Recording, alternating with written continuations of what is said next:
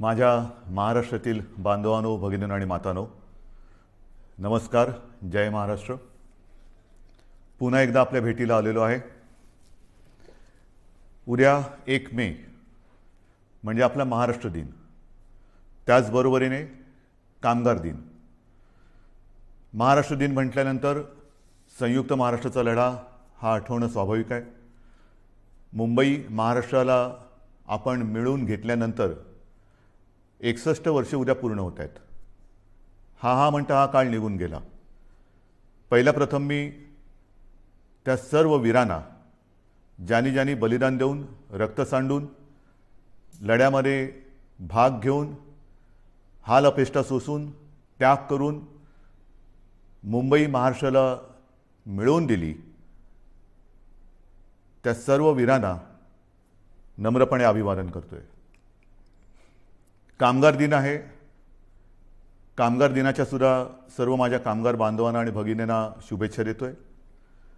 महाराष्ट्र दिन आणि कामगार दिन दोन्ही एका दिवशी, आणि त्याचं महत्त्व म्हणजे संयुक्त महाराष्ट्राच्या त्या लढ्यामध्ये गिरणी कामगार उतरला होता, तमाम कामगार वर्ग उतरला होता, संपूर्ण मराठी माता भगिनी बांधव उतरले होते.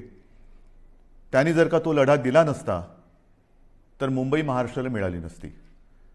आणि म्हणून शेतकरी आणि कामगार ह्या दोघांचंही अत्यंत मोलाचं योगदान आपल्या या महाराष्ट्र दिनाच्या निमित्ताने आठवून, त्यांचं स्मरण करून त्या सर्वांना मानाचा मुजरा करणं हे आपलं कर्तव्य आहे.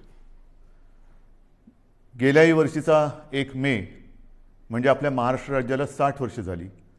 यावर्षी 61 वर्षे झाली. दोन्ही महाराष्ट्राचे आपले हे दिवस आपल्याला, गेल्या वर्षी तर लॉकडाऊनच होता आणि याही वर्षी तसा काही फारसा फरक नाही आहे. हे काय आपल्या मागे दुष्टचक्र लागले काय कळत नाही आहे. आज मला आठवतोय तो 2010चा, ज्या वेळेला संयुक्त महाराष्ट्राला 50 वर्षे झाली होती, तो सुवर्ण महोत्सवी महाराष्ट्र दिन. आपल्यापैकी अनेक जण आले असतील. बांद्रा कुर्ला कॉम्प्लेक्सला लाखो लोक जमली होती. स्वतः शिवसेना प्रमुख होते, आपले बाबासाहेब पुरंदरे होते, संपूर्ण मंगेशकर कुटुंबीय होतं, आणि लता दिदींनी ती पुन्हा एकदा आठवण जागवली होती. बहु असो तो सुंदर, जे गीत त्यांनी त्यावेळेला जवाहरलालजींच्या समोर गायलं होतं, त्यांनी त्या आठवणी पुन्हा जाग्या करून दिल्या. आणि तो सुवर्ण महोत्सव, तो सुवर्ण क्षण आज सुद्धा माझ्या डोळ्यासमोर आहे. ठीक आहे, हाही काळ जाईल आणि पुन्हा एकदा तो सुवर्ण दिन आपण त्याच सोन्याच्या झळाळीने साजरा करू शकू, नव्हे तो करूच, हा मला आत्मविश्वास आहे. साधारणतः आता आपण लॉकडाऊन सदृश्य निर्बंध घालून गेले काही दिवस, मी काही दिवस मोजत बसलेलो नाही आहे, पण झालेले आहेत. लॉकडाऊनसारखं तुम्ही बंधनं आम्हाला टाकली, मग नेमकं झालं काय, केलं काय? कालच आपल्या माननीय उच्च न्यायालयाने आपल्या ॲडव्होकेट जनरल साहेबांना विचारलेलं आहे की जी काही बंधनं आज लावलेली आहेत त्याहीपेक्षा अधिक कडक, म्हणजे जसं गेल्या वर्षी लावला होता तसा कडक लॉकडाऊन लावण्याची आवश्यकता आहे का, हे तुम्ही सरकारला विचारा. मी आपल्याला विचारतोय. मला विचाराल तर मला असं वाटतं याच्याहून काही कडक करण्याची आवश्यकता जरी वाटत असली तरी तशी वेळ येणार नाही. कारण तेवढ्या समजुतीने माझ्या महाराष्ट्रातील माता भगिनी आणि तमाम बांधव हे वागत आहेत, समजूतदारपणा दाखवत आहेत, हिंमत दाखवत आहेत, जिद्द दाखवत आहेत, संयम पाळत आहेत. आणि मग नेमक्या ह्या बंधनाचा आपल्याला काय उपयोग झाला? रुग्णसंख्या ओसरली का? ओसरली नाही. पण जी एक शक्यता वर्तवली जात होती की जसं आपण निर्बंध लावण्याच्या आधी ज्या पटीने आणि वेगाने रुग्णवाढ होत होती, ती रुग्णवाढ तशीच होत राहिली असती तर आजच्या दिवशी साधारणतः 9 ते 10 लाख रुग्ण हे आपल्या राज्यात, ज्याला ॲक्टिव्ह पेशंट, ॲक्टिव्ह रुग्ण ज्याला म्हणतो, ते असते. आपण जो संयम दाखवला, मी आपल्याला काही बंधनं घातली, अक्षरशः त्या दिवशी मलाही आपल्याला सांगणं जड जात होतं पण करू काय? मी बोललो आणि आपण माझं ऐकलं तसं नेहमीच आपण ऐकता आणि त्याच्यामुळे जी एक शक्यता होती 9.5-10 लाख ॲक्टिव्ह पेशंट आज आपल्या महाराष्ट्रात असू शकले असते, ती रुग्णवाढ, ती रुग्णसंख्या साधारणतः आपण आज 6-6.5 लाखापर्यंत स्थिरावून ठेवलेली आहे. अजूनही रुग्णवाढ उतारायला लागलेली नाही आहे, पण वाढ होत होती ती मात्र आपण थांबवलेली आहे, एक स्थिरावलेली आहे. तसं पाहिलं तर आज संपूर्ण देश करोनाच्या खतखत्या ज्वालामुखीच्या तोंडावरती आहे. आजच आपण ज्या पद्धतीने संयम दाखवतो आहोत, तो जर का दाखवला नसता तर आज महाराष्ट्राची अवस्था काय झाली असती ती कल्पनाही नको आणि विचारही नको. अजूनही काही काळ आपल्याला ही बंधनं पाळण्याची आवश्यकता आहे. मला माहिती आहे की ही बंधनं पाळणं लावणं सोपं आहे, पण पाळणं फार अवघड आहे. मी गेल्याही वेळेला म्हटलं होतं की नाईलाजाने आपली रोजी ही मंदावेल, पण मी रोटी थांबू देणार नाही. दुसरा एक प्रश्न असा येतो की काही जणांना असं वाटतं की इतरांनी काय काय केले त्याच्याप्रमाणे आपण केलं पाहिजे, केंद्राने काय केले त्याच्याप्रमाणे आपण केलं पाहिजे. असू शकतं, वाटू शकतं, वाटणं स्वाभाविक आहे. आणि कोणी खरंच आपल्याहून काही चांगल्या गोष्टी केल्या असतील तर त्यांचं अनुकरण करायला मला कधीही कमीपणा वाटणार नाही. जर का ते अनुकरण करून माझ्या राज्याचं हित त्याच्यात साधलं जात असेल तर मी कोणाचंही अनुकरण करायला तयार आहे. मात्र हा सल्ला देताना खरंच आपल्या सरकारने काय केलेलं आहे हे सुद्धा आपण जाणून घेणं फार गरजेचं आहे, फार महत्त्वाचं आहे. म्हणून मी आपल्यासमोर पुन्हा एकदा गेल्या वर्षी काय आपली परिस्थिती होती, आरोग्य सुविधा काय होत्या आणि ह्या बंधनाच्या काळामध्ये आपण काय करतो आहोत, काय केले हे सांगतोय.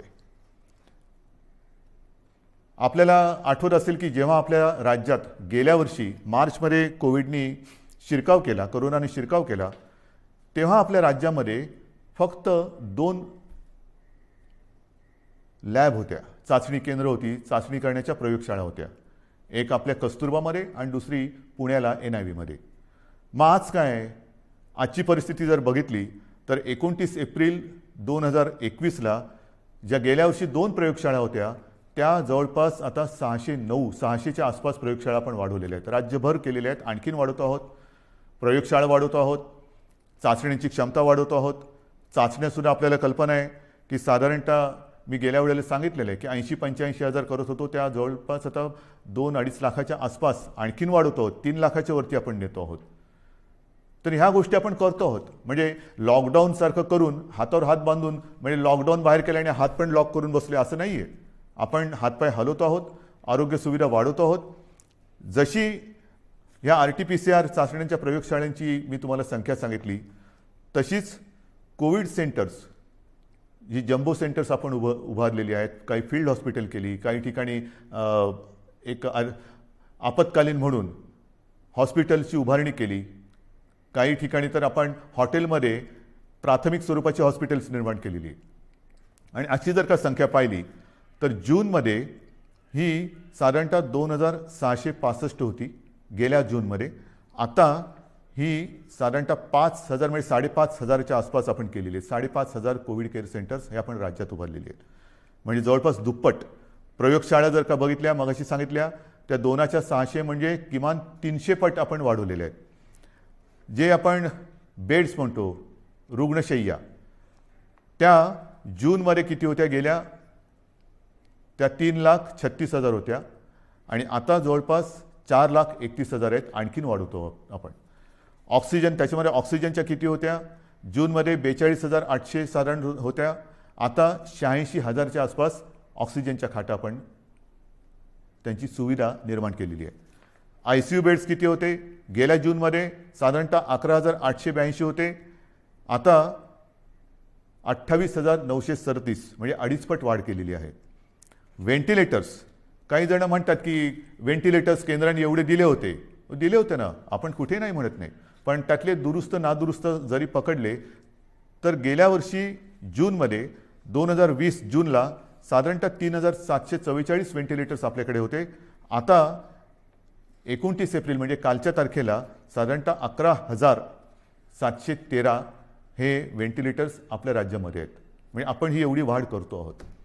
प्रश्न काय येतो, मी मागेही आपल्याला सांगितलं की बेड्स आपण वाढवू शकतो, इतर काही गोष्टी वाढवू शकतो, पण डॉक्टर्स, नर्सेस आणि आता तर वेगळीच अडचण आली, ऑक्सिजन. ऑक्सिजन एवढ्या मोठ्या प्रमाणावरती लागायला लागलाय आणि लागतोय. काही वेळेला म्हणजे एसी मध्ये बसलो तरी परिस्थिती ऐकून घाम फुटतो. ऑक्सिजन आत्ता नाही मिळाला तर काय होणार हा एक मोठा प्रश्न असतो. मी आपल्याला गेल्या वेळेला सांगितलं होतं की आपल्या राज्याची रोजची ऑक्सिजन निर्माण करण्याची क्षमता ही साधारणतः 1200 मेट्रिक टन आहे रोजची. आज आपण साधारणतः 1700च्या आसपास मेट्रिक टन हा रोजचा वापरतोय. केंद्राने आपल्याला 1200च्या वरचा साधारणतः 500च्या आसपास जो मेट्रिक टन लागतोय तो इतर राज्यातून आणण्याचा एक कोटा ठरवून दिलेला आहे की इतर राज्यातून तुम्ही हा ऑक्सिजन घेऊ शकता किंवा घ्या. आता त्यातली काही ऑक्सिजन जिथून आणण्याचे प्लांट आहेत ते जवळ आहेत, काही शेकडो किलोमीटरवर आहेत, काही हजारो किलोमीटरवरती आहेत, पण तरी देखील आपण बाहेरून आणणारे ऑक्सिजन, मिळणारा ऑक्सिजन आहे त्या ऑक्सिजनचेही पैसे देतो आणि ऑक्सिजनच्या वाहतुकीसाठी मग ते टँकर असतील, रेल्वे असतील, इतर कोणत्याही गोष्टी असतील त्याचे सुद्धा पैसे वेळेवर देऊन आपल्या राज्यामध्ये आपला प्रयत्न चाललेला आहे. ही फार मोठी विचित्र परिस्थिती आहे की वेळेवर ऑक्सिजन सर्वत्र पुरवणे हा आपला फार मोठा प्रयत्न चालू आहे आणि आपल्या सगळ्यांच्या सहकार्याने किंबहुना आपल्या सगळ्यांचे जे काही आशीर्वाद आहेत त्याच्यामुळे आपण ही परिस्थिती नाही म्हटलं तरी थोडी समतोल राखण्याचा, बॅलन्स करण्याचा प्रयत्न करतो आहे. मात्र रुग्णवाढ अधिक झाली तर मात्र मोठी अडचण निर्माण होण्याची शक्यता आहे. सुदैवाने रुग्णसंख्या ही स्थिरावलेली आहे. ऑक्सिजन आपण अगदी काठोकाठ किंवा कट टू कट ज्याला म्हणतो तशा पद्धतीने हा पुरवत आहोत. तशीच एक परिस्थिती ती म्हणजे अचानक आता रेमडेसिवीरची मागणी ही फार मोठ्या प्रमाणात वाढली. सगळ्यांना रेमडेसिवीर पाहिजे. रेमडेसिवीरच्या बाबतीमध्ये मागे कदाचित मी आपल्याला सांगितलं असेल नसेल, परंतु आपल्याला रोजची सरासरी 50,000 इंजेक्शनची आवश्यकता आहे.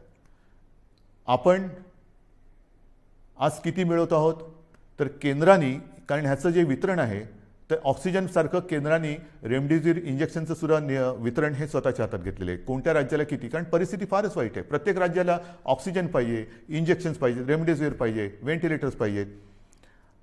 तर आपल्याला साधारणतः सुरुवातीला केंद्राने दर दिवशी 26,700-800च्या आसपास ही इंजेक्शन्स मिळतील अशी व्यवस्था केली होती. आपली मागणी 50,000ची आहे. मग त्याच्यानंतर मी माननीय पंतप्रधानांना विनंती केली आणि त्यांनी ती मान्य केली. त्याच्यानंतर 43,000 दर दिवशी अशी मागणी आपली मागणी मान्य झाली. मागणी म्हणजे आपल्याला 50,000 पाहिजे, पण 43,000ची सोय करण्यात आली. आज साधारणतः 35,000च्या आसपास ही रोजची इंजेक्शन्स आपल्याला मिळत आहेत. त्याचे सुद्धा आपण पैसे देऊन ही इंजेक्शन्स घेतो आहे. मात्र ही इंजेक्शन्स पुरवत असताना एक गोष्ट मात्र मी राज्यातील तमाम जे कोविड केअर सेंटर्स आणि कोविडच्या हॉस्पिटलमध्ये काम करणारे डॉक्टर्स आहेत त्यांनाही सांगतोय आणि रुग्णांनाही सांगतोय, त्यांच्या नातेवाईकांनी सांगतोय की नीट लक्षात घ्या, WHO किंबहुना आपल्या टास्क फोर्सनी आणि केंद्राच्या डॉक्टर्सनी सुद्धा, तज्ज्ञांनी सुद्धा आपल्याला एक सावधानतेचा इशारा दिलेला आहे. तो म्हणजे रेमडेसिवीरचा अनावश्यक अनाठायी वापर करू नका. गरज नसेल तर रेमडेसिवीर वापरू नका, कारण गरज नसताना दिलं आणि जरुरीपेक्षा जास्त दिलं तर औषधाचे दुष्परिणाम सुद्धा होण्याची शक्यता नाकारता येत नाही. आणि म्हणून मी सर्वांना सांगतोय की रेमडेसिवीर द्यायचं की नाही हा जो काही निर्णय आहे तो आपल्यावरती उपचार करणाऱ्या डॉक्टरांना घेऊ द्या. याचा अर्थ असा नाही की आपल्याकडे रेमडेसिवीरचा तुटवडा आहे, अजिबात नाही. तो तर आपण आणतो आहोत. जसजसा साठा आपल्याला पुरवठा वाढतोय तसतसं आपण ते वितरण करतोय. पण अनावश्यक रेमडेसिवीरचा वापर हा आपण करू नये अशी माझी सर्वांना एक नम्र विनंती आहे. या सगळ्या गोष्टी सांगत असताना ऑक्सिजन हा एक विषय आहेच. ऑक्सिजनबद्दल मी आपल्याला सांगितलं की ऑक्सिजन हा आपल्याला किती लागतो, किती मिळतोय.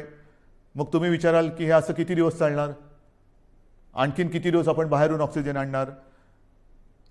मी कालच आपण वृत्तपत्रात वाचलं असेल की कालच मी आपल्या राज्यातील सर्व जिल्हाधिकारी आणि विभागीय आयुक्तांची बैठक घेतली आणि त्या बैठकीमध्ये मी त्यांना स्पष्ट सूचना दिलेल्या आहेत की गेल्या काही दिवसांमध्ये आपण संपूर्ण राज्यात, जिल्ह्यांमध्ये, तालुक्यामध्ये जी काही हॉस्पिटल्स आहेत त्या हॉस्पिटल्समध्ये ऑक्सिजन निर्माण करणारे किंबहुना ऑक्सिजन पुरवणाऱ्या प्लांटची व्यवस्था करा. त्याप्रमाणे आपण टेंडरसुद्धा काढलेली आहेत, खरेदी सुरू झालेली आहे. एक गोष्ट लक्षात घ्यायला पाहिजे की एखादी गोष्ट प्लांट उभा करायचा असेल तर तो प्लांट त्याच्या उभारणीसाठी नाही म्हटलं तर 15-20 दिवस हे लागतात आणि तो कार्यान्वित करण्यासाठी एक साधारणतः 20-25 दिवस काळ हा लागू शकतो. म्हणजेच काय की काही ठिकाणी आपण काम सुरू केलेलं आहे, येत्या काही दिवसामध्ये हे सगळे प्लांट्स आपले सुरू होतील आणि त्याच्यानंतर मात्र मला खात्री आहे एकतर वेळ तशी येणार नाही, पण कोविडची जर का तिसरी लाट जरी आली तरी ऑक्सिजन आपल्याला कुठेही कमी पडू द्यायचा नाही. ही एक आपण तयारी केलेली आहे. त्याचं फळ हे त्यावेळेला नक्की मिळेल, पण ती वेळ येऊ नये ही माझी एक प्रार्थना आहे. आपल्याला सर्वांना माहिती आहे की याच्यामध्ये काय काय करावं लागतं. आता ताबडतोबीने काय करायचं, तर काही ठिकाणी आपण हाही एक प्रयत्न केलेला आहे आणि करतो आहोत की लिक्विड ऑक्सिजन हा त्याची ने-आण करता येऊ शकते, पण गॅस ऑक्सिजन त्याची ने-आण करता येणं हे शक्य नसतं. मग काय करायचं, तर जिथे जिथे हा गॅस ऑक्सिजन उपलब्ध आहे तो वाहून नेता येणं शक्य नसल्याने आपण त्याच्या बाजूला कोविड केअर सेंटर टाकतो आहोत. म्हणजे ऑक्सिजन जर का रुग्णापर्यंत नेऊ शकत नसू तर रुग्ण हे त्याच्या बाजूला आणतो आहोत आपण. हाही एक प्रयत्न करतोय आणि अशा प्रयत्नामध्ये आपण महाजनकोच्या खापरखेडा आहे, अकोला आणि परळी येथील केंद्रानजीकच्या केंद्रानजीक आपण मोठ्या प्रमाणावरती जम्बो कोविड सेंटर टाकतो आहे. अगदी नागोठण्याला करतोय रिलायन्सच्या प्रकल्पाच्या बाजूला. त्याच्यानंतर पेणमध्ये आपण JSW कंपनीच्या रुग्णालयात तिथे सुद्धा आपण हे जम्बो केअर सेंटर करतो आहोत. म्हणजे कोणताही प्रयत्न आपण सोडत नाही. लॉयड स्टीलच्या वर्धा परिसरामध्ये 1000 बेडची आपण सुविधा निर्माण करतो आहोत. कुठेही आपण सोडत नाही आहोत. त्याचबरोबर ऑक्सिजन कॉन्सन्ट्रेटर मोठ्या प्रमाणात आपण प्राप्त करण्याचा प्रयत्न करतो आहोत. सुरुवातही झालेली आहे. सुमारे 350 PSA ऑक्सिजन प्लांट 350 त्याच्यात 10 सुमारे केंद्राने दिलेले आहेत. एक 10च्या आसपास हे प्लांट आपल्याला केंद्र सरकारने दिलेत, पण राज्य सरकार आपल्या माध्यमातून आपल्या खर्चाने सुमारे 350 PSA ऑक्सिजन प्लांट हे लावतो आहोत आणि येत्या काही दिवसात हे कार्यान्वित होतील. चाचण्यांची सुद्धा मी तुम्हाला परिस्थिती सांगितलेली आहे की रोज सुमारे 2.5 लाख चाचण्या आपण करतो आहोत. त्या आणखीन 3 लाखाच्या वरती आपण जाणार आहोत. याच्यामध्ये सुद्धा सुमारे 60%च्या आसपास 60 ते 70% या RT-PCR आहेत आणि उरलेल्या ह्या रॅपिड अँटीजेन टेस्ट आहेत. म्हणजे आपण सर्वतोपरी प्रयत्न करतो. पण होतंय काय की काही वेळेला ह्या सगळ्या गोष्टी करत असताना गेलं वर्ष हे एवढं ताणतणावाचं गेलेलं आहे आणि तो ताणतणाव कमी होण्याच्या ऐवजी आणखीन वाढलेला आहे. म्हणजे गेलं वर्षभर आपली संपूर्ण आरोग्य यंत्रणा, मग ती आपली डॉक्टर्स वगैरे सगळी मंडळी आली आणि यंत्रसामुग्रीसुद्धा ही एक क्षणसुद्धा उसंत न घेता ही चालते. मग ते ऑक्सिजन प्लांट चालू आहेत, AC चालू आहेत, व्हेंटिलेटर चालू आहेत, सगळ्याच काही गोष्टी चालू आहेत. आणि ह्या सगळ्या गोष्टी त्यासुद्धा ताण किती सहन करणार. मग आपण पाहिलं असाल की गेल्या काही दिवसामध्ये काही ठिकाणी दुर्घटना घडत आहेत. नाशिकला ऑक्सिजन प्लांटमध्ये लिकेज झालं. त्याच्यानंतर विरारच्या इकडे AC ब्लास्ट झाला, तिकडे ऑक्सिजन होता, त्यांनी एवढा भडका घेतला की हालचाल करायला वेळ मिळाली नाही. अशा काही दुर्घटना ह्या घडताना दिसत आहेत. आणि मग पंचायत अशी होते की स्वतःच्या जीवाचा विचार न करता जीवावर उदार होऊन जे सगळे आपले कर्मचारी आहेत, डॉक्टर्स, नर्सेस, वॉर्ड बॉयज सगळे हे हताश होऊन जातात. म्हणजे मी नाशिकची दुर्घटना झाल्यानंतर दुसऱ्या दिवशी तिथल्या सर्व कर्मचाऱ्यांशी झूम कॉन्फरन्स केली. अक्षरशः तुम्हाला सांगतो काही जण माझ्याशी बोलताना रडायला लागले होते की आम्हाला बघवत नव्हतं ते दृश्य की समोर ज्यांच्यासाठी आम्ही पूर्ण आटोकाट प्रयत्न करून जीव वाचवण्याचा प्रयत्न करतो ते रुग्ण ऑक्सिजनची गळती झाल्यामुळे तळमळताना आम्हाला पाहवत नव्हतं. काय करू शकतो. ह्या अशा दुर्घटना. त्याच्यानंतर परभणीमध्ये ऑक्सिजनच्या लाईनवरतीच तिकडे वादळी वारं सुटलं आणि ऑक्सिजनच्या लाईनवरतीच झाडाची फांदी पडली. दुर्घटना झाली नाही हे नशीब, पण अशा काही अकल्पित घटना ह्या सुद्धा घडत आहेत. आणि म्हणून मी याही सूचना दिलेल्या आहेत. एक तर ज्या जम्बो कोविड सेंटरची आपण उभारणी केलेली आहे, ज्याला आपण फील्ड हॉस्पिटल्स म्हणू, जी तात्पुरत्या स्वरूपाची, त्याला सुद्धा आता काही ठिकाणी 1 वर्ष होत आलं. आता पावसाळा तोंडावर आलेला आहे. अतिवृष्टी होणार, सततवृष्टी होणार, वादळ येणार, विजा कडाडणार, मग कुठे पूर येईल, पाणी घुसेल. म्हणून मी ह्या सगळ्यांना सांगितलेलं आहे की एक तर जी अशी जम्बो कोविड केअर सेंटर्स उभारलेली आहेत त्याचं स्ट्रक्चरल ऑडिट करा, फायर ऑडिट करा, एक मजबूत आहे की नाही बघा. नवीन उभारताना पाणी जाणार नाही, पाणी साचणार नाही, पाणी आतमध्ये येणार नाही, कुठे आग लागणार नाही, ऑक्सिजनची गळती होणार नाही. ज्या ज्या काही गोष्टी घडू शकण्याची एक शक्यता आहे, दुर्घटना ज्याच्यामुळे घडू शकते, ह्या टाळण्याचा आटोकाट प्रयत्न करा. आणि हा आटोकाट प्रयत्न करताना ठीक आहे, ज्याची कामं जो तो करेल, फायर ऑडिट करण्याचं काम तो हा मुक करेल, ह्याचं काम तमुक करेल, पण आता आपल्याला एक कुटुंब म्हणून, एक टीम म्हणून काम करायचं आहे. जरी एखादी गोष्ट आपल्या लक्षात आली काम करताना की इकडे काहीतरी गडबड आहे, इकडे काहीतरी होऊ शकतं, तर तात्काळ आपल्या वरिष्ठांच्या ते लक्षात आणून द्या. की येता जाताना वाटलं की अरे काहीतरी बरोबर नाही आहे, ह्यानी मोठं काहीतरी घडू शकतं. ज्याप्रमाणे भंडाऱ्याला त्या लहान मुलांच्या हॉस्पिटलमध्ये आग लागली, त्यांचं ते उपकरण पेटलं. तर अशा काही गोष्टी जर का आपल्याला वाटल्या तर कृपा करून मी सर्व ह्या क्षेत्रात काम करणाऱ्यांना सांगतोय की आपल्याला कुठे काही वाटलं तर ते ताबडतोब सुधारण्यासाठी आपल्या वरिष्ठांना कळवा. या गोष्टी आपल्याला आता कराव्या लागतील, बघाव्या लागणार आहेत. जसं ही एक व्यवस्था आपण केली, तशीच मी ह्या निर्बंधाची घोषणा करताना आपल्याला मगाशी जे बोललो की रोजी कदाचित मंदावेल पण रोटी थांबू देणार नाही. आणि मग या निर्बंधाच्या काळासाठी आपण सुमारे 5,500 कोटी, सुमारे 5,500 कोटी एवढ्या रकमेचं एक प्रचलित शब्द आहे पॅकेज, एक पॅकेज जाहीर केलं. मग पॅकेज जाहीर केलं, पुढे काय झालं? जाहीर केल्यानंतर तसंच झालं का नुसतं जाहीर केलं आणि थांबलं? नाही आहे, तसं नाही आहे. आपल्याला कल्पना आहे की सुरुवातीला आपण जी शिवभोजन थाळी 10 रुपयात सुरू केली गोरगरिबांचं पोट भरायला, ती या कोविड काळामध्ये गेले वर्षभर 5 रुपयांनी केली होती. आता पुढचे 2 महिने आपण ती मोफत देतो आहोत. आणि मग गेल्या काही दिवसात जेव्हापासून ही मोफतची घोषणा केली त्याच्यानंतर 15 लाखाहून अधिक मी म्हणेन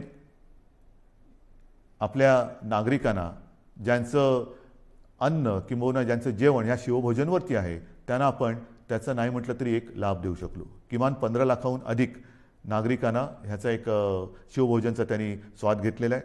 आत्तापर्यंत एकूण जर का बघितलं तर 3,94,00,000 म्हणजे जवळपास 4 कोटी लोकांना ह्याचा लाभ झालेला आहे आत्तापर्यंत पूर्ण वर्षामध्ये.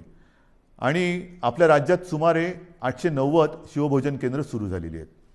तसंच संजय गांधी निराधार, श्रावणबाळ, वृद्धापकाळ वेतन, विधवा निवृत्ती वेतन व दिव्यांग निवृत्ती वेतन याच्यात 35 लाख लाभार्थींना एप्रिल व मे या 2 महिन्यांचे प्रति महिना 1,000 प्रमाणे 2 महिन्यांचे अर्थसहाय्य देण्यासाठी आपण 1,428 कोटी निधी वितरित केलेला आहे. 1,428 कोटी. 7 कोटी लाभार्थींना, ज्यांना आपण म्हटलं होतं की मोफत गहू आणि तांदूळ, तर 7 कोटी लाभार्थींना मोफत गहू तांदूळ वाटप सुरू झालेलं आहे. त्याच्यात सुमारे 6,240 मेट्रिक टन गहू आणि 4,817 मेट्रिक टन तांदूळ हा आतापर्यंत वितरित केला गेलेला आहे. महाराष्ट्रामध्ये इमारत व इतर बांधकाम कामगार आहेत, त्या कामगार मंडळाच्या स्वतःच्या निधीमधून प्रत्येकी 1,500 रुपये अर्थसहाय्य करण्याची आपण घोषणा केली होती. आत्तापर्यंत 13 लाखापैकी सुमारे 9,17,000 कामगारांच्या खात्यात त्यांच्या पैसे जमा झालेले आहेत.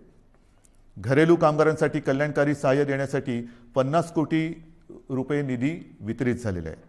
नगर विकास विभागाकडून फेरीवाल्यांसाठी सुद्धा जी एक आपण योजना जाहीर केलेली आहे, 1,500 रुपये जी फेरीवाल्यांना आपण आर्थिक मदत करतोय नोंदणीकृत, त्याची सुद्धा कार्यवाही सुरू झालेली आहे. आदिवासी कुटुंबांना साधारणतः 11.5 लाख लाभार्थी आहेत. त्याच्यामध्ये त्यांना प्रति कुटुंब 2,000 हे आपण खावटी चा लाभ जो देण्याची योजना जाहीर केली, त्याच्यात सुद्धा कार्यवाही सुरू झालेली आहे. म्हणजे आपण कुठेही गप्प बसलेलो नाही आहोत. ऑक्सिजन करतोय, रेमडेसिवीर मिळवतोय, रुग्णसंख्या लक्षात घेऊन सुविधा वाढवतो आहोत. जी मदत केलेली जाहीर त्याची सुद्धा आपण अंमलबजावणी करतो. कुठेही आपण कमी पडत नाही आणि ते कमी पडू देणार नाही. त्याचप्रमाणे जो जगाचा अनुभव आहे, त्या जगाच्या अनुभवापासून आपण वेगळा अनुभव घेऊ शकणार नाही याची आपल्याला सर्वांना कल्पना आहे. म्हणजे काय की संपूर्ण जगात लाटांमागून लाटा येत आहेत. पहिली लाट झाली, दुसरी लाट झाली, तिसरी लाट, चौथी लाट. किती लाटा येणार, आपल्यावरती किती प्रयत्न आपण कसोशीने करतोय त्याच्यावरती ते अवलंबून राहणार आहे. पहिली लाट येऊन गेली, दुसरी लाट ही आत्ता आपण अनुभवतो आहोत. ब्रिटननी दुसरी लाट अनुभवलेली आहे, आता तिकडे थोडी शांतता आलेली आहे. पण तिसरी लाट येणारच नाही असं कोणी खात्रीपूर्वक सांगू शकत नाही. किंबहुना आता तज्ज्ञ म्हणायला लागलेले आहेत की तिसरी लाट ही सुद्धा येणार आहे. मग आत्तापासून आपण तिसऱ्या लाटेच्याही संकटाला तोंड देण्याची तयारी ही सुरू केलेली आहे. हे आता आपण ऑक्सिजन वगैरे जे काही वाढवत आहोत त्याला कदाचित आणखीन 8-15 दिवस लागतील, पण तिसरी लाट आली तरी देखील त्याचे एवढे घातक आणि गंभीर परिणाम महाराष्ट्रावरती होऊ द्यायचे नाहीत या निश्चयाने आपलं सरकार आता कंबर कसून मैदानात उतरलेलं आहे. तसं ते उतरलेलं होतंच, पण झालं काय की दुसरी लाट येण्याची अपेक्षा होती, साधारणतः ती येईल अशी एक अपेक्षा होती, पण एवढ्या मोठ्या प्रमाणावरती येईल अशी कोणाचीच अपेक्षा नव्हती. देशात कोणाचीच तशी तयारी नव्हती आणि ती आली. आता तिसरी लाट आल्यानंतर जर का पुन्हा थोडीफार निर्बंध लावण्याची आवश्यकता वाटली तरी देखील अर्थचक्र थांबता कामा नये. म्हणून आपल्याला कल्पना आहे, मी गेल्या महिन्यात एकदा दोनदा आपल्या राज्यातील प्रमुख उद्योजकांशी बोललेलो आहे, सर्व कामगार संघटनांच्या युनियन लीडर्सबरोबर बोललेलो आहे आणि त्यांना सुद्धा तिसऱ्या लाटेची तयारी करताना काय काय तयारी मला त्यांच्याकडनं अपेक्षित आहे किंवा त्यांनी काय करायला पाहिजे ह्याची मी त्यांना कल्पना दिलेली आहे. म्हणजे आपण सर्व थरावरती सर्व पातळीवरती प्रयत्न करतो आहोत आणि मला खात्री आहे की ही तिसरी लाट आपल्या सगळ्यांच्या सहकार्याने आपण थोपवल्याशिवाय राहणार नाही. आपल्यावरती सुरुवातीला काही जणांनी टीका केली की महाराष्ट्र काय करतोय, महाराष्ट्रामध्ये रुग्णसंख्या बघा कशी वाढते, लॉकडाऊन लावू नका, आम्ही आता सहन करणार नाही. पण आता जर का आपण तो लॉकडाऊन सारखी परिस्थिती, निर्बंध लावले नसते तर काय परिस्थिती झाली असती हे देशातलं इतर चित्र बघितलं तर लक्षात येतं. आपल्यानंतर आजूबाजूच्या राज्यांनी सुद्धा लॉकडाऊन लावलेले आहेत. थोडक्यामध्ये काय की हा व्हायरस आहे आणि हा व्हायरस त्याचं मार्गक्रमण हा त्याच्या पद्धतीने करतोय, ते काही आपल्या हातामध्ये नाही आहे. आता हे सगळं सांगून झाल्यानंतर एक महत्त्वाचा मुद्दा आहे, तो म्हणजे लसीकरण. गेल्या साधारणतः जानेवारीपासून लसीकरणाला आपल्या देशात सुरुवात झाली. आज लसीकरणाची परिस्थिती काय आहे तर सुमारे 1,58,00,000 नागरिकांचे लसीकरण आपण पूर्ण केलेले आहे. म्हणजे कदाचित आपण देशामध्ये लसीकरणाच्या बाबत नंबर 1चं राज्य आहोत. चाचण्यांच्या बाबतीत सुद्धा कदाचित आपण नंबर 1चं राज्य असू. आरोग्य सुविधांच्या बाबतीत सुद्धा कदाचित आपण देशात नंबर 1चं राज्य असू. पण दुर्दैवाने त्याचबरोबरीने रुग्णवाढीमध्ये सुद्धा आपण फार पुढे आहोत. आणि मग ही परिस्थिती लक्षात घेतल्यानंतर आपण जे काय आता ठरवलेलं आहे, कारण आपल्या 2 विनंत्या माननीय पंतप्रधानांनी मान्य केल्या. एक म्हणजे सुरुवातीला मी विनंती केली होती की 45 वयापर्यंत, म्हणजे वयाच्या नंतर वरून सुरू केली ज्येष्ठ नागरिक म्हणून, तर आधी ज्येष्ठ नागरिक म्हणजे 60, 55, 50, तर मी म्हटलं तर 45 आणि अधिक, म्हणजे ही जी काय वयोमर्यादा आहे ती 45 पर्यंत तुम्ही खाली आणा, तशी त्यांनी ती आणली. त्याच्यानंतर मी विनंती केली होती की 25च्या वरील सर्वांना लस देण्याची आम्हाला अनुमती द्या. ती तर त्यांनी 18 सुरू केली. त्याच्याबद्दल मी माननीय पंतप्रधानांचे धन्यवाद मानलेलेच आहे, त्यांना त्यांचे आभार मानलेले आहेत, धन्यवाद दिलेले आहेत. आता 1 मे पासून 18 ते 44 या वयोगटातील नागरिकांची लसीकरणाची जबाबदारी केंद्र सरकारने आपल्यावर टाकलेली आहे आणि आपण ती समर्थपणाने पेललेली आहे. 18 ते 44 या वयोगटात सुमारे 6 कोटी नागरिक हे आपल्या राज्यामध्ये आहेत. सुमारे 6 कोटी, म्हणजे 6 कोटी, आणि जर का त्यांना त्यांना 2 डोस द्यावे लागतात, म्हणजे 6 कोटी अधिक 6 कोटी 12 कोटी डोसेस हे आपल्याला लागणार आहेत. 12 कोटी डोसेस कसे आणणार, पैसे कुठून आणणार? आर्थिक चणचण आहे. आर्थिक चणचण आहे, जरूर आहे, पण आपल्याला शेवटी जीव महत्त्वाचा आहे. माझा प्रत्येक नागरिक, त्याचा जीव मुख्यमंत्री म्हणून मला आणि आपल्या महाविकास आघाडीच्या सरकारला महत्त्वाचं आहे. आणि मग हे एकदा ठरवल्यानंतर 12 कोटी डोसेस जी काय किंमत असेल ती किंमत एक रकमी एका चेकने देऊन आपण ही संपूर्ण लस घेण्याची तयारी आणि आपली क्षमता ही ठेवलेली आहे. जर आज आपल्याला 12 कोटी डोसेस मिळत असतील तर त्याची सर्व किंमत, त्याची जे काय पैसे असतील ते एक रकमी एका चेकने देऊन हे आपण घेण्याची तयारी ठेवलेली आहे. ती एवढ्यासाठी की कोणत्याही परिस्थितीत आपल्याला या संकटातून बाहेर पडायचं आहे. ही आपली ताकद आहे, ही आपली क्षमता आहे आणि ही ताकद ही तुमच्याच आशीर्वादाची ताकद आहे. ही काय आम्ही इकडून तिकडून नाही आणलेली. पण होतंय असं की ज्याप्रमाणे रेमडेसिवीर आहे, ऑक्सिजन आहे, त्याचप्रमाणे या लसीचा सुद्धा एक पुरवठा त्याला मर्यादा आहे. ज्या लस उत्पादकांशी आम्ही बोलतो आहोत, आज तरी आपल्या देशामध्ये 2च लस उत्पादक आहेत. एक सिरम पुण्याला आहे आणि भारत बायोटेक आहे. या दोघांची आपण बोलतोय. तिसरी स्पुटनिक ही येणार म्हणतात, त्यांच्याशी आपण बोलतोय. ज्या ज्या कंपन्या ज्यांना परवानगी मिळेल त्या सर्वांशी आपण बोलणार आहोत किंबहुना बोलतो आहोत. पण तूर्त तरी आज ह्या 2 कंपन्या ज्या प्रमुख आहेत त्या दोघांची उत्पादन क्षमता लक्षात घेतली तर आपल्याला हा जो काय साठा आहे, हा जो काय पुरवठा आहे तो परत केंद्राने ठरवून दिलेला आहे. आणि कालच पत्र आलंय की या मे महिन्यामध्ये आपल्याला सुमारे 18 लाख आणि काहीतरी लसचे डोस हे मिळणार आहेत. हे 18 ते 44. माझी अपेक्षा आहे की या व्यतिरिक्त 45 वर्षाचा जो साठा आहे, पुरवठा आहे, तो नियमितपणाने केंद्र सरकार आपल्याला करत राहील. पण 18 ते 44 काही जणांचा असा गैरसमज कदाचित झाला असेल की केंद्र सरकार 18 ते 44 वयोगटातील नागरिकांचं सुद्धा लसीकरण मोफत करत आहे. मला असं वाटतं की त्यांनी थोडी माहिती घेण्याची गरज आहे. केंद्राने स्पष्ट निर्देश तसे दिलेले आहेत की जी काही लस उत्पादित होते त्याच्यामध्ये 50% हे केंद्र सरकार घेणार आहे आणि उरलेल्या 50%मध्ये इतर सर्व राज्य, त्याच्यामध्ये काही उद्योग समूह आणि खाजगी हॉस्पिटल्स यांच्यासाठी हा 50% साठा किंवा जो काही कोटा आहे तो त्यांनी विभागून दिलेला आहे. मग आपली तयारी तर 12 कोटी डोस घ्यायची आहे. आपल्याला मिळतात किती? या महिन्यात 18 लाख. आज आपल्याकडे 3 लाख आलेले आहेत. 3 लाख आज आलेले आहेत. 18 लाख ह्या महिन्यात मिळतील सांगितलेलं आहे. तारीख अजून मिळालेली नाही आहे. पण आता आपल्याला थांबता नाही येणार, अजिबात थांबून चालणार नाही. कारण या संकटातून बाहेर पडायचं असेल तर ज्याप्रमाणे ब्रिटनने केलं, त्यांनी त्यांच्या लोकसंख्येतला एक मोठा टक्का हा लसीचा पहिला डोस देऊन सुरक्षित केलेला आहे. आपल्याला सुद्धा त्याचप्रमाणे जावं लागेल. लस जशी मिळेल, जशी उपलब्ध होईल तशी ती घेऊन आपल्याला आपल्या नागरिकांना ती दिलीच पाहिजे आणि ते आपलं सरकार दिल्याशिवाय राहणार नाही. आणि म्हणून मी आपल्याला एक विनंती करायला आज मुद्दामून आपल्यासमोर आलेलं आहे. उद्यापासून आपण 18 ते 44 या वयोगटातील नागरिकांचं लसीकरण हे जसजसं आपल्याला लसीचा पुरवठा मिळतोय तसतसं सुरू करतो आहे. 18 म्हटल्यानंतर युवा आलाच आणि युवा आला म्हटल्यानंतर उत्साह आलाच. कालसुद्धा आपण पाहिलं असेल की कोविन ॲप हे कोसळलं.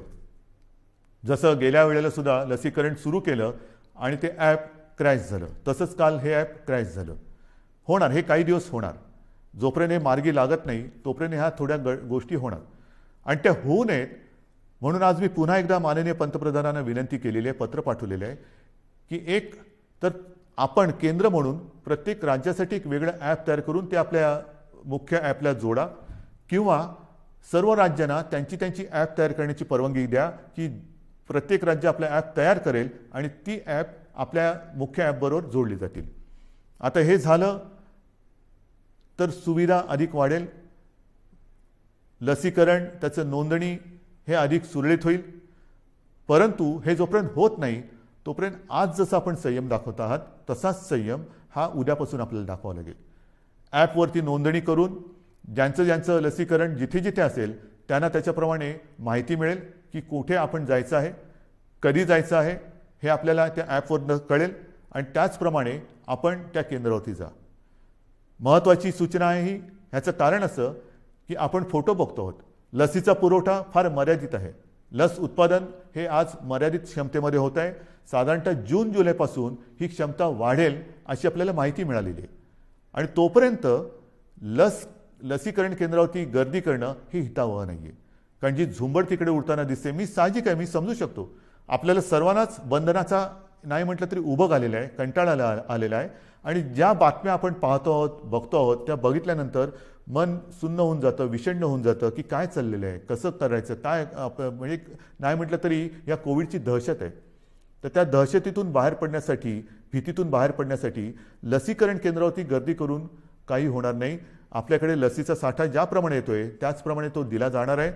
एक लक्षात घ्या, उद्यापासून 18 ते 44 या वयोगटातील नागरिकांचं लसीकरण जे सुरू होते, उद्या पहिली लस दिली जाणार आहे, शेवटची नाही.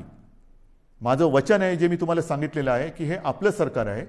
18 ते 44 वयोगटातील नागरिकांची जबाबदारी जी लसीकरणाची केंद्राने राज्यावरती दिलेली आहे ती पूर्णपणे पेलायला आपलं सरकार समर्थ आहे. त्याची तयारी ही आपण पूर्ण केलेली आहे. 18 ते 44 आणि त्याच्यानंतर केंद्राकडून जो काही पुरवठा येतोय 45 आणि अधिक, ह्या दोन्ही म्हणजे तमाम सर्व वयोगटातील 18 पासून पुढे नागरिकांच्या लसीकरणाची सोय हे आपण करतो आहोत. सुरुवातीला थोडीशी एक ती शिस्त येईपर्यंत आपल्याला वाटेल की गोंधळ उडतोय, पण तो गोंधळ उडू नये म्हणून कुठेही गर्दी करू नका. काही ठिकाणी मला तर आता अशी भीती वाटायला लागलेली आहे की ही लसीकरण केंद्रसुद्धा लसीकरण केंद्राच्या ऐवजी कोविड प्रसारक मंडळ होतात की काय. तर तसं कृपा करू नका. कारण आपण इतरांना सर्वांना शिस्त लावतोय की हे बाजारपेठामध्ये शिस्त पाहिजे, इकडे शिस्त पाहिजे, तिकडे शिस्त पाहिजे, आणि मग जिथे लसीकरण करतोय तिकडेच जर का शिस्त नसेल तर सगळं मुसळकेरामध्ये जाईल.